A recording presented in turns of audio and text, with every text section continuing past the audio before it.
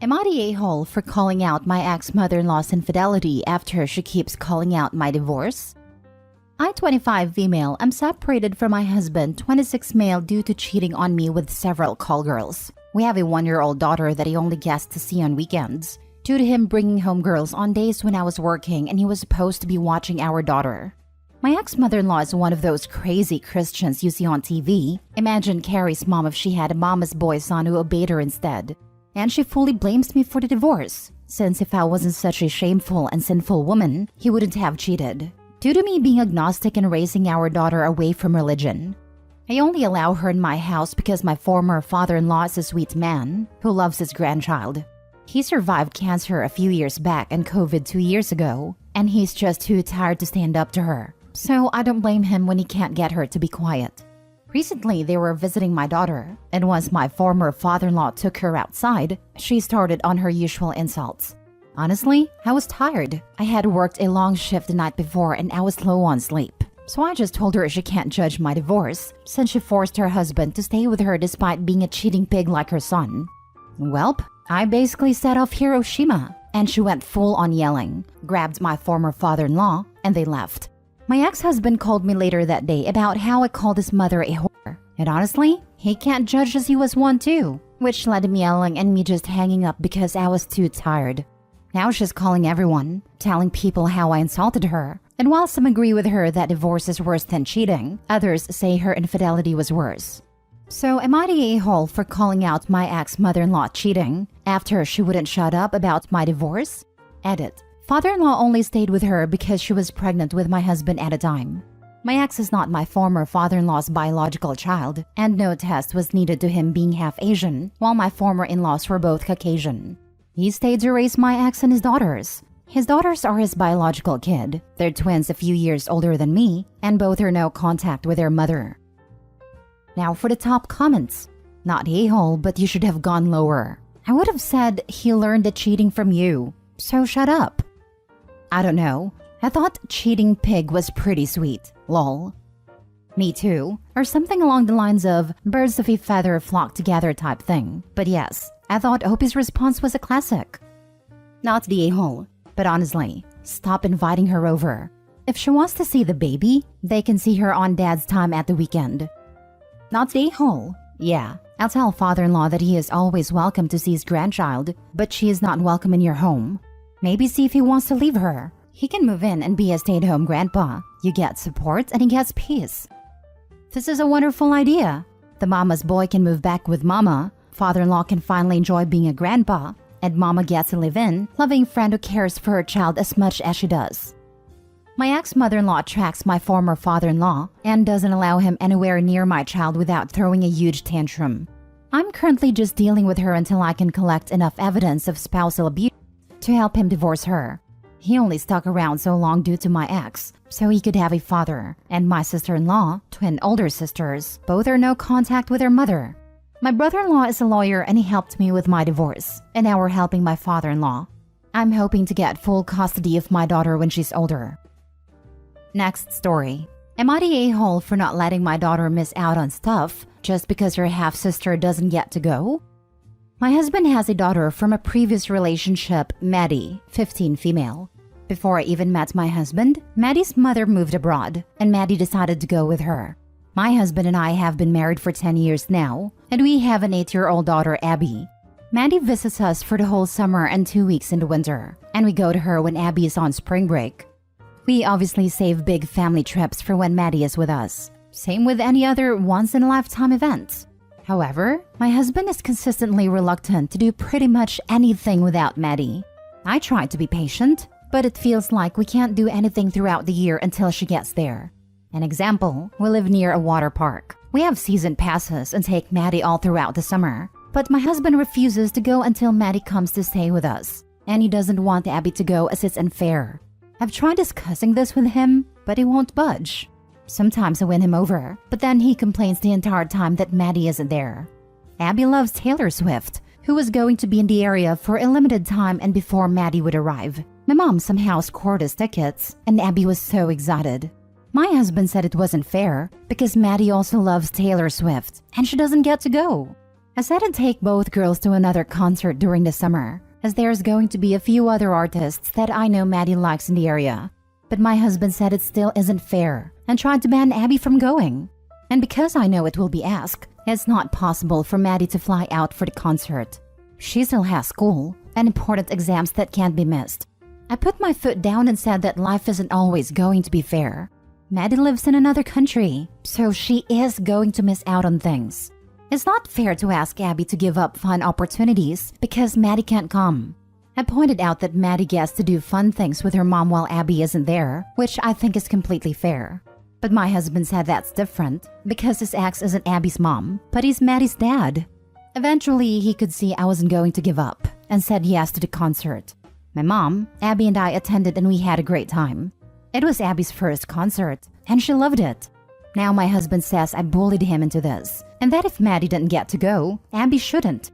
Maddie is disappointed she didn't get to go, but seems happy for her sister. Am I the a-hole?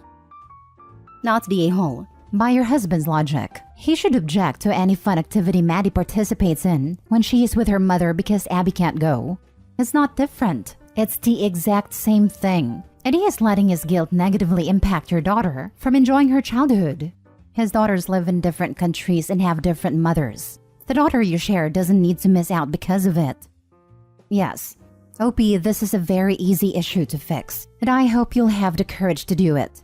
All you need to say to your husband, Maddie gets to do fun things with her mom alone, so Abby gets to do fun things with me alone. Either accept that, or I'll divorce you.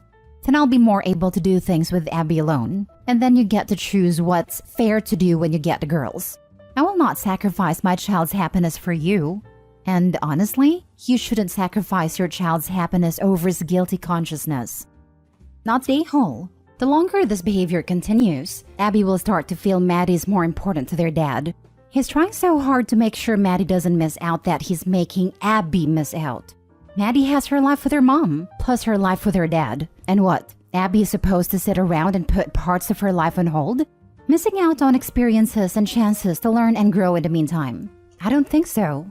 Your husband needs to reassess how he's handling things, or this could really harm Abby's future relationship with both him and her sister. Opie, this comment needs to be seen by your husband. Abby is going to question the dynamic soon enough, if not already thinking about it, and it may cause friction when Abby's older. Not the a-hole, but your husband is. Not the a-hole. Just like Maddie does things with her mother, feel free to do things with Abby as her mother. Whether your husband chooses to join or not is up to him. Your life should not be on pause, just because Maddie lives somewhere else the rest of the time. This is a great point. Does he try to make sure Maddie doesn't have fun unless Abby's there? His logic doesn't logic. Based on your post, if Maddie moved with her mother before you even met, and Abby's 8, that means Maddie was 6 or younger when she left. That was not her decision. A, she wasn't old enough for any family court to take that into consideration. B, based on your spelling and the content of your post, you're American, and she could not have legally left without your husband's specific approval. Sounds like he's trying to make up his own parental guilt and has inadvertently wound up punishing you and your daughter in the process. Not the a-hole, of course. Next story. Am I the a-hole for telling my wife to mind her own business? My wife, 37 female, and I, 38 male, moved to a new neighborhood about 3 years ago with our 2 kids, 8 and 6. Our neighbors across the street have 2 kids, 9 and 7, that our kids quickly became friends with. We would hang out with the parents as well, and my wife became close friends with the mom. The dad and I got along fine, but never as close as my wife and the mother. Unfortunately, about a year ago, the parents separated and the mom filed for divorce. Apparently, the dad had an affair. The mom moved out as the house was owned by the dad before they got married, and she took the kids with her. According to my wife, the mom tried to get full custody of the kids, but the dad asked for and was granted partial custody. So, he has the kids 3 weekends a month. The rest of the time they stay with their mom. I've only very briefly talked with the dad about the whole thing, as he obviously feels a lot of shame about the affair, and we aren't close enough for me to feel I can ask deep questions about it. The kids all still play together when they can. I noticed my wife would make it a point to make sure our kids invite them over to our house. I also noticed that my wife was asking neighbor kids some pretty odd and honestly rather intrusive questions about their dad.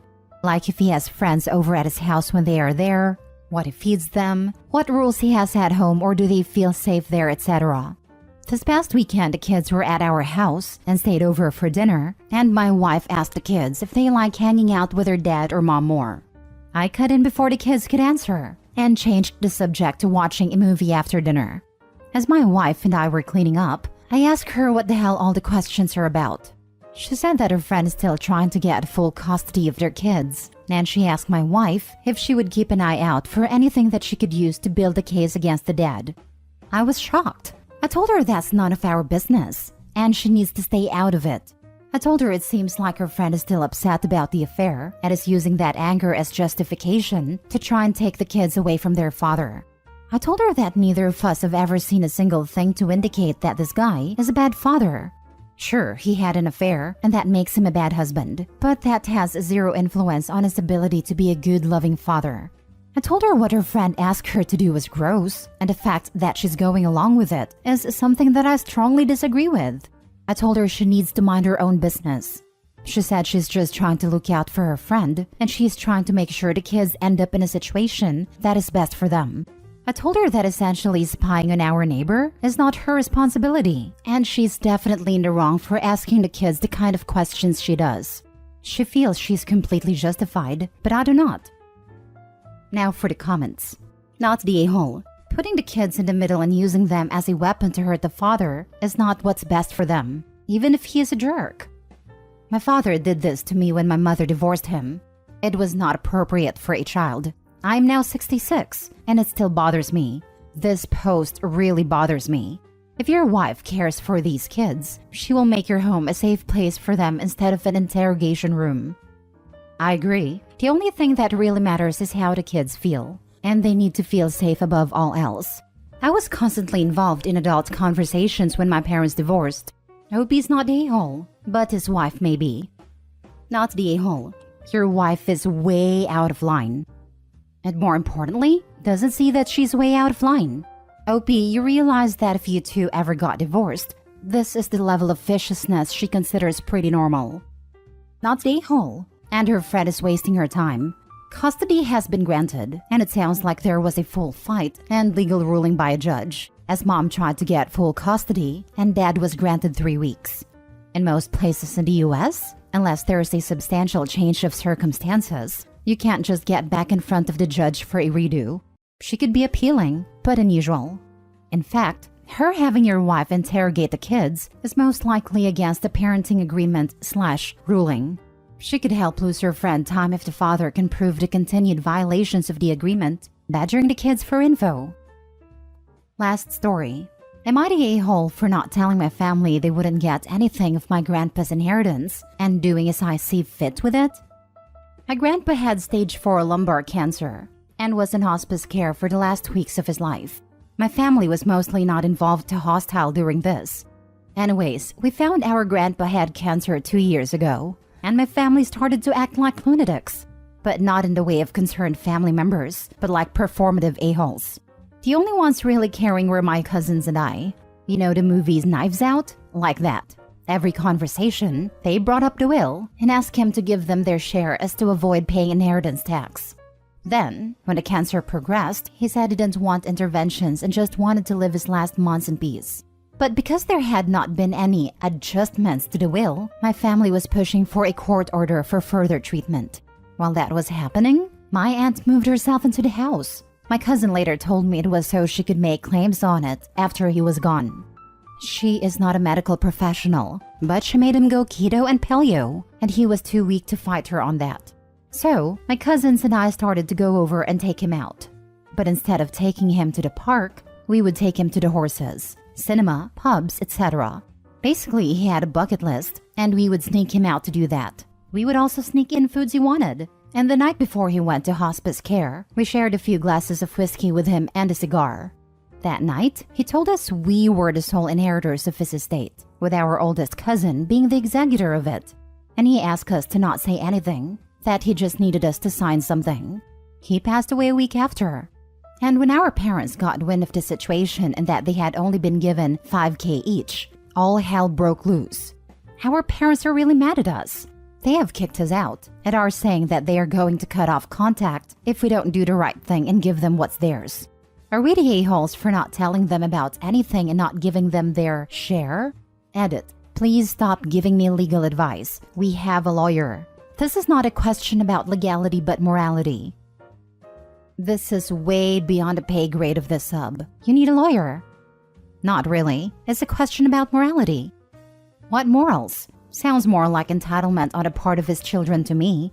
Your grandfather wanted his money to benefit the relatives who really cared for him, which is obviously his grandchildren, not his children. That was his right. There was a post here from a man who helped his friend care for his grandpa almost every single day for quite a while. Turned out the old man had a point system, keeping track of how often his various relatives visited him and helped him out. So when the will was read, the friend got the bulk of the estate. Opie got a sizable amount, and everyone else got a pittance, as they deserved.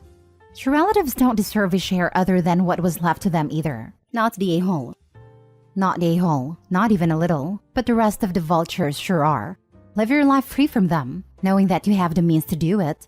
They don't deserve another thought from you. You are not the a-hole, and it is so sad that family acts like this. Look, if you did give them something other than what the will gave, you are not honoring the wishes of your granddad. It was his estate, and he decided how it was to be divided. Honor him and do not give in to greedy family. They suck.